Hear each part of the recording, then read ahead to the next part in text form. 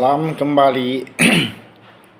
Kembali kita bahas tentang bagaimana damai itu tercipta setelah kemarin kita sudah mengatakan ada prinsip yang harus kita lakukan. Yang pertama itu menghormati perbedaan gitu ya. Yang kedua membangun komunikasi yang baik, dan yang ketiga memaafkan. Nah, ada tiga lagi nih.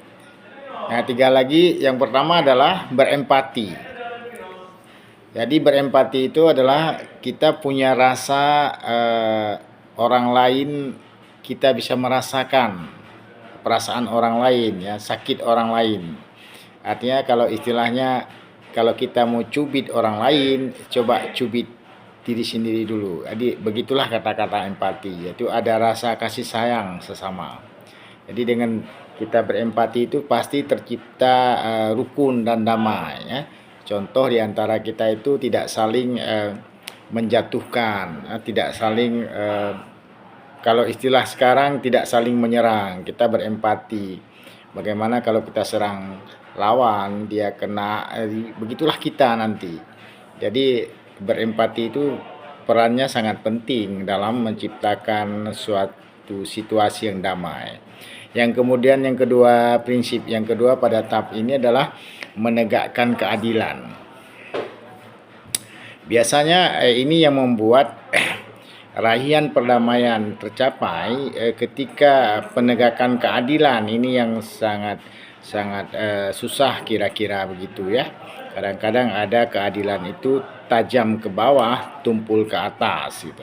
Keadilan yang dimaksud adalah bahwa penegakan hukum itu harus benar-benar dilakukan, itu baru tercipta situasi damai dan hidup rukun dan damai ya. Kalau penegakan hukum itu hanya pilih-pilih kasih, biasanya itu akan terjadi kisruh dan ribut-ribut di masa yang akan datang.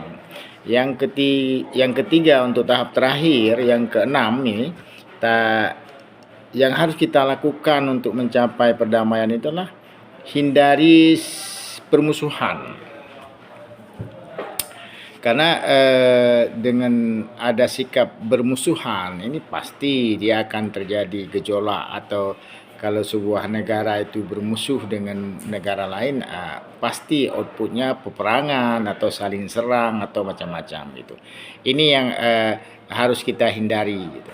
Jadi semuanya harus kita lakukan penyelesaian masalah tidak dengan bermusuhan, tetapi dengan negosiasi atau dengan diplomasi yang tidak menghadirkan pertentangan. Ini yang harus dijaga oleh kita manusia ini yang sudah diberi akal oleh Allah, yang diberi ilmu oleh Allah, itu hindari sekali sikap bermusuhan.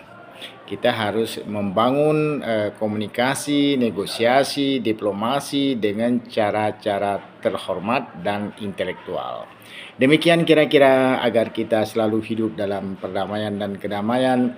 Jika kita hidup dalam keadaan damai, ibadah kita lancar, usaha kita lancar, bergaul kita lancar, senang kita tiap hari, tidak ditakuti dengan hal-hal yang lainnya. Wassalam.